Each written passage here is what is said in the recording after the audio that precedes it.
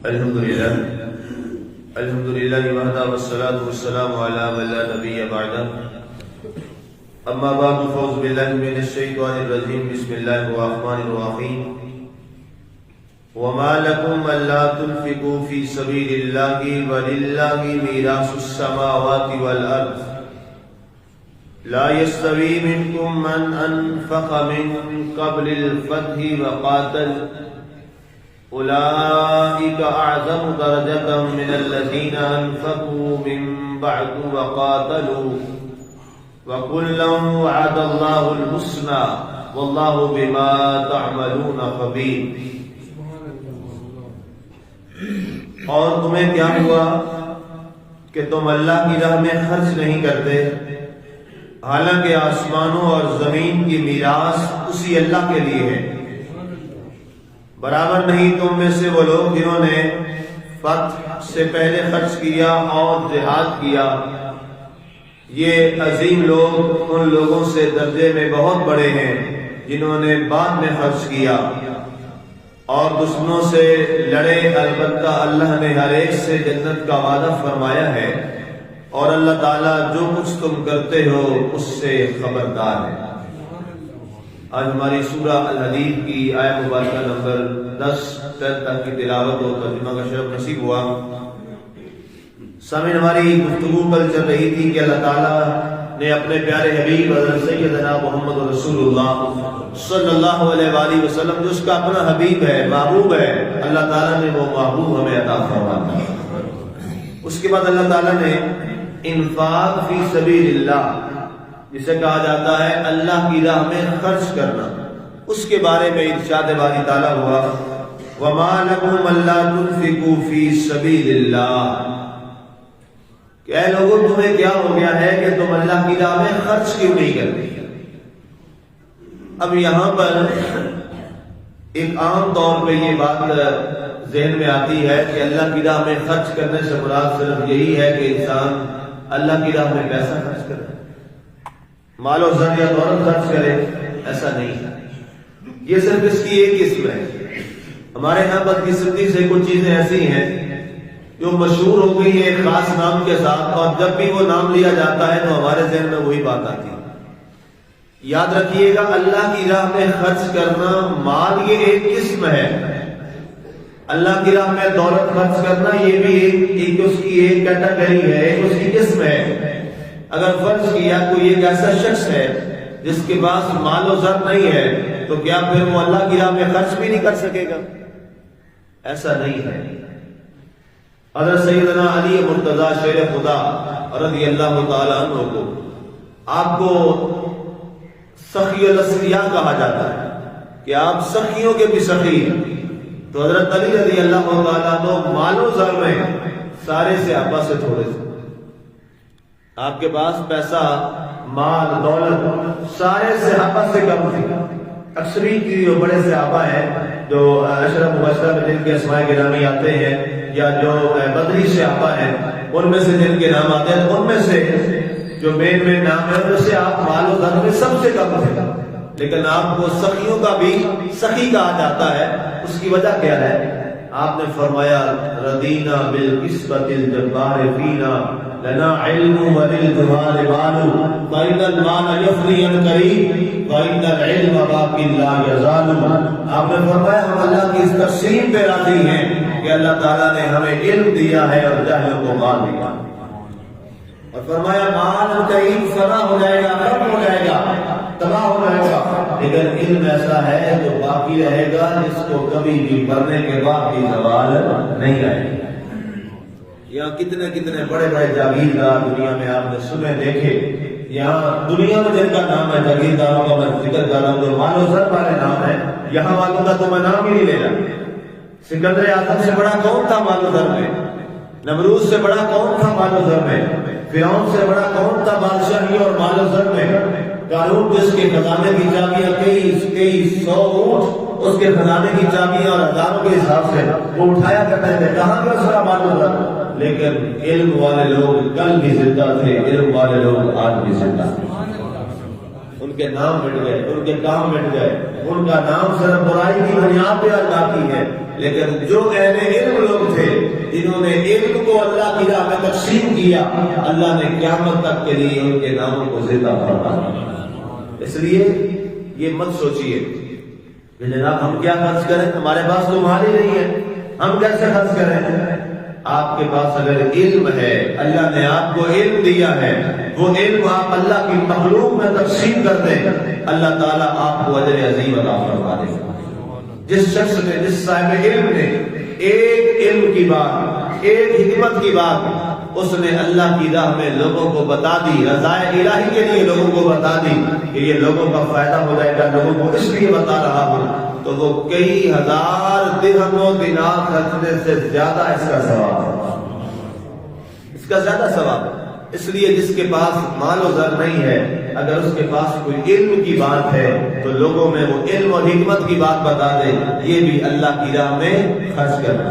اللہ نے یہاں مال کا ذکر ہی نہیں کیا، جہاں جہاں قرآن میں ذکر آیا ہے وہاں یہ نہیں کہا کہ اس سے مراد جو ہے یہ مال ذکر، یہ اللہ کی راہ میں خرچ کرنا ہے، وہاں ہر چیز کا ذکر ہے۔ ہاں جہاں الگ اللہ نے مال کے خرچ کرنے کا ذکر کرنا تھا، وہاں نے اللہ نے الگ طور پہ وہاں پر مال کا اللہ نے قرآن میں ذکر کیا۔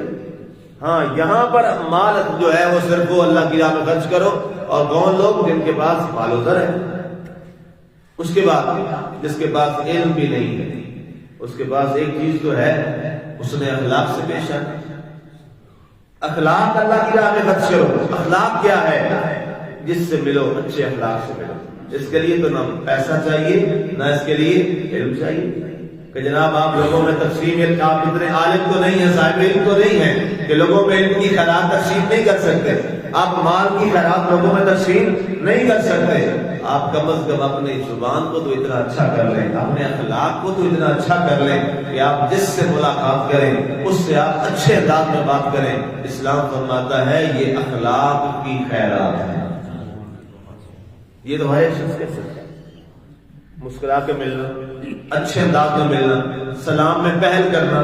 اللہ کے نبی صلی اللہ علیہ وسلم نے فرمایا، ایک صحابی آیا، یا رسول اللہ صلی اللہ علیہ وسلم میرے پاس میرا جی چاہتا ہے میں اللہ کی راہ میں خرچ کروں لیکن کچھ نہیں ہے۔ سرکار نے فرمایا کھجور ہے؟ کہا یا رسول اللہ میرے پاس تو کھجور بھی نہیں ہے۔ سرکار نے فرمایا ایک گلاس پانی کا تو ہر ایک کے پاس ہے، وہ تو مل جاتا ہے۔ کہا سرکار وہ ہے؟ فرمایا کسی کو گلاس پانی کا پلا دے، یہ بھی اللہ کی راہ میں خرچ کر رہا ہے۔ الحمدللہ ہم خوش نصیب ہیں اور ہمیں اپنی قسمت پہ ناز کرنا چاہیے۔ اللہ نے ہمیں وہ رسول عطا فرمایا اور اللہ نے وہ دین ہمیں عطا فرمایا ہے کہ جس میں ہمارے لیے خیر اور بھلائی ہے۔ اور اتنی آسانیوں کے بعد اسلام جو ہے اس میں اللہ تعالیٰ نے نیکی کرنے کے بڑے بہانے بنائے۔ انسان اگر ان پہ غور کرے اور ان کے بارے میں فکر کرے اور وہ اپنی اصلاح کرنا چاہے اور اپنے لیے آخرت کا راستہ بنانا چاہے، وہ اس کے لیے ہزاروں راستے کھلے ہیں۔ انسان جہاں جہاں بیٹھا ہے، جس جگہ بیٹھا ہے، کوئی اگر یہ بھی نہیں کر سکتا جہاں اس کی جاب ہے، ملازمت ہے، اب ملازمت میں وہ کوئی تھوڑا پیسہ اس کو ملتا ہے، چھوٹا ملازم ہے تو کچھ نہیں کر سکتا، جس جگہ ملازمت کرتا ہے وہاں جب کوئی سائل آئے دیانتداری سے اس کا کام کر دے، اللہ کی راہ میں وہ خرچ کر رہا ہے۔ ظاہری طور پہ 1 روپیہ بھی نہیں لگایا لیکن وہ کیا کر رہا ہے؟ اللہ کی راہ میں خرچ کر رہا ہے۔ مثال کے طور پہ سب سے ادنا ایک جو سب سے چھوٹے سکیل والا گیٹ کیپر ہوتا ہے، چپڑاسی ہوتا ہے، وہ گیٹ پہ کھڑا ہے تو آنے والے لوگوں کے ساتھ بدتمیزی نہ کرے، آنے والوں کے ساتھ بے رخی نہ کرے، بلکہ بڑے احترام اور محبت کے ساتھ اپنی وہ ڈیوٹی کا فریضہ سر انجام دے اور لوگوں سے اچھے اخلاق کے ساتھ انہیں اندر اور باہر آنے جانے کے بارے میں اچھی رہنمائی اور گائیڈنس کرتا رہے اور احتیاط سے عزت کے ساتھ ہر ایک سے پیش آئے۔ وہ کھڑا وہاں پہ ہے، ڈیوٹی کر رہا ہے لیکن اللہ کی راہ میں وہ خرچ کر رہا ہے۔ یہ اسلام کا حسن ہے، یہ اسلام کا حسن ہے۔ یہ باتیں ہمیں اس لیے نہیں لگتی ہیں کہ ممبر سے لوگ ہمیں یہ کسی نے صاحب علم ہم نے رکھنے نہیں، ہمیں ممبر پر اور ہمیں مصلی پر کوئی علم والا شخص چاہیے بھی نہیں اور نہ ہماری یہ توجہ ہے۔ افسوس یہ ہے کہ دنیا کی ہر ایک جاب اور ملازمت کے لیے اور ہر ایک مسئلہ ثبوت کرنے کے لیے ہمارے ہاں کچھ SOPs اور میرٹس ہیں، واحد ایک یہ مصلی جو سب سے بڑی چیز ہے مسلمان کے لیے، اس سے بڑی اور کوئی جگہ نہیں ہے۔ جس کے پیچھے آپ ساری اپنی عبادت اس کے سر پہ اور اس کے پیچھے کھڑے ہوتے ہیں. امام کے پیچھے کیا کہتے ہیں؟ پیچھے امام کے اللہ اکبر اور کھڑے ہیں خاموشی کے ساتھ, کچھ نہیں پڑھ رہے. امام کے پیچھے خاموش ہے, کھڑے ہیں. تو آپ کی نماز کون پڑھ رہا ہے؟ آپ کی نماز امام پڑھ رہا ہے. امام پڑھ رہا ہے اور آپ اس کے خاموشی کے ساتھ سن رہے ہیں, اور اس سے پہلے جلدی یا بعد میں آنے جانے کی کوئی اجازت نہیں. اگر کوئی امام سے پہلے کسی نے 1 سیکنڈ بھی پہلے چلا گیا, اللہ نے فرمایا اس کی نماز وہیں ختم ہو گئی. تو اس کے لیے تو سب سے بڑا میرٹ ہونا چاہیے تھا, اس کے لیے تو سب سے بڑا سٹینڈرڈ اور معیار ہونا چاہیے تھا. کیوں؟ ہماری دین, ہمارے نمازیں, ہمارے روزے, ہمارے معاملات اور اللہ کے حضور ہمارے دین کا معاملہ ہے کہ یہاں کمی رہ جائے گی تو ہم تو سارے اللہ کے حضور تباہ و برباد ہو جائیں گے. لیکن کہا نہیں, ہمارے ہاں سب سے کم تر توجہ اس مسلط پہ دی گئی. اور برطانیہ نے تو سازش کی تھی, اس نے تو ہمیں تقسیم کر دیا, لیکن افسوس مسلمانوں کی حکومت کو بھی 70 سال ہو گئے, 72 سال بیت گئے, اس کے باوجود مسلمان اس کی ایک اینٹ بھی نہ رکھ سکے. یہ مقام افسوس. اس لیے مسلمانوں, مال خرچ کرنے کے لیے مال کا ہونا ضروری نہیں ہے کہ آپ کے پاس مال ہوگا تو آپ خرچ کریں گے. آپ کے پاس زبان اللہ نے دی ہے, اس کو اچھے انداز میں اللہ کی راہ میں خرچ کیجیے. آپ کے پاس ڈیوٹی اور جاب ہے کوئی, اس کو اچھے انداز میں اللہ کی راہ میں خرچ کیجیے. آپ راستے پہ جا رہے ہیں, آپ کے پاس اور کچھ نہیں, آپ نہیں خرچ کر سکتے. آپ نے دیکھا راستے پہ کوئی چیز پڑی ہے, پتھر پڑا ہے. اللہ کے نبی کی کیا حدیث ہے صلی اللہ علیہ وسلم کی, آپ نے فرمایا جس نے ایک پتھر کو راستے سے ہٹا دیا اس نے بہت بڑا اللہ کی راہ میں صدقہ کیا. میرے نبی صلی اللہ علیہ وسلم نے جو رحمت للعالمین ہے, رحمت للعالمین, انہوں نے تو یہ کوشش کی ہے کہ میرا کوئی امتی چاہے غریب ہے چاہے امیر ہے وہ جہنم میں نہ جائے. اتنے اسباب پیدا کر دیے کہ یہ عمل کر لے, اللہ اس کے لیے جنت کا راستہ کھول دے. اس لیے رب فرماتا ہے وما لکم الا تنفقوا فی سبیل اللہ, لوگوں تمہیں کیا ہو گیا ہے, تم اللہ کی راہ میں خرچ کیوں نہیں کرتے. اللہ اکبر. وللہ میراث السماوات والارض, اور آسمان اور زمین میں جو کچھ ہے اس کی میراث اور وراثت کس کی ہے؟ اللہ کی. آج لوگ سب سے زیادہ بہن بھائیوں میں اور بھائیوں میں جس چیز پہ لڑائی ہوتی ہے وہ کیا ہوتی ہے؟ وراثت. اور وراثت پہ لڑنے والوں, جس کی وراثت تم تقسیم کر رہے ہو, کبھی اس نے بھی تقسیم کی تھی. اگر وہ نہیں رہا نا اور آج اس کی وراثت تقسیم ہو رہی ہے تو کیا تم ہمیشہ رہو گے؟ کیا کل تمہاری وراثت کوئی تقسیم نہیں کرے گا؟ کیوں حق مارتے ہو بھائی بہن بھائیوں کا؟ کیوں ان کا حق کھاتے ہو جانتے ہوئے کہ میرا حق نہیں ہے؟ جان بوجھ کے عدالتوں میں چلے جاتے ہو, جھوٹ بولتے ہو, جھوٹے گواہ لاتے ہو, وہاں پیسہ اپنا بھی خرچ کرتے ہو اور اپنے مجبور اور مظلوم بھائی کا بھی خرچہ کرواتے ہو. کیا اس کے بارے میں قیامت والے دن نہیں پوچھا جائے گا؟ نجائز بہن بھائیوں کا حصہ کھا کے پھر نماز پڑھنے آ جاتے ہو. وہ کس کی نماز پڑھ رہے ہو؟ اگر اللہ کی نماز ہے تو پھر نماز نہیں ہوگی.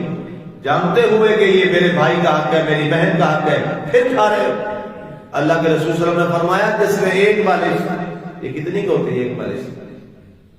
آقا کریم علیہ السلام نے فرمایا جس نے ایک بالش اپنے کسی مسلمان بہن بھائی کا حصہ کھایا, زمین کا, جائیداد کا, میراث کا, فرمایا قیامت والے دن کسی کو آگ کے اندر تپایا جائے گا اور اس کے سینے کے اوپر بوجھ رکھا جائے گا اور اس کا بوجھ زمین و آسمان سے کہیں بڑھتے زیادہ. آج لوگ بڑی خوشی کے ساتھ لوگوں کا حق کھا لیتے ہیں, قبضہ کرتے ہیں. ایک بالش اگر آپ کی نہیں ہے اور آپ نے اس پہ قبضہ کر لیا ہے, اس کی نہ کوئی نماز قبول ہے, نہ کوئی روزہ قبول ہے, نہ کوئی زکات قبول ہے. یہ اللہ کے نبی کا فرمان ہے, میں نہیں کہہ رہا, یہ رسول اللہ صلی اللہ علیہ وسلم کا فرمان ہے. ایک بالش اتنی سی ہوتی ہے. اگر یہ بالش بھی آپ نے کسی کی اضافی دے دی, اور جس دین میں یہ ہو, اللہ کے رسول نے فرمایا اگر ہمسایہ راضی نہیں ہے تو اپنی دیوار تو اونچی نہیں کر سکتے. جیسے اسلام میں یہ ہو, اگر حدیث نہ ملے تو میں ذمہ دار. سرکار نے فرمایا اپنے گھر کی دیوار جس سے تمہارا ہمسایہ تنگ ہوتا ہو اور اس کی روشنی رک جائے، فرمایا وہ دیوار بھی تمہیں اونچی کرنے کی اجازت ہے۔ یہ اسلام۔ اور آج ہم کیا کرتے ہیں اپنے ہمسایوں کے ساتھ؟ ہمسایہ گئے پہاڑ میں، میں نے اپنے معاملہ سیدھے کر دیا۔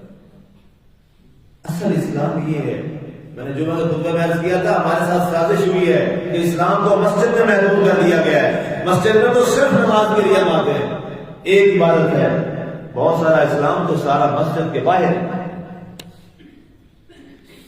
یہ تو کام عیسائیوں نے کیا تھا کہ اتوار کے بعد آ گئے اور عبادت کر دی، ہمارا کام پورا۔ مسلمان کے نہیں، مسلمان کی عبادت مسجد میں تھوڑی ہے، باہر زیادہ ہے۔ اس لیے آج یہ عہد کیجیے کہ اللہ نے ہمیں جو دیا ہے اس میں سے ہم اللہ کی راہ میں خرچ کریں۔ اس کے لیے مال کی تخصیص میں نے بیان کر دی نہیں ہے۔ اللہ نے جس کو جو دیا ہے خرچ کرنے کے لیے وہ اللہ کی راہ میں خرچ کرے۔ اور دوسرا، آج عہد کیجیے کبھی کسی بھائی بہن کا حق مت کھائیے۔ اگر آج آپ اپنے باپ کی وراثت تقسیم کر رہے ہیں، کل آپ کی بھی تقسیم ہوگی، تو پھر فائدہ کیا ہے؟ اگر آپ نے کسی کا ایک بالش بھی اگر کھایا ہے تو عذاب تو آپ پر ہوگا۔ اللہ تعالیٰ ہمیں عمل کی توفیق عطا فرمائے۔ آدھی آیت رہ گئی، اس کے کل بات کریں گے انشاءاللہ۔ وما علینا الا البلاغ۔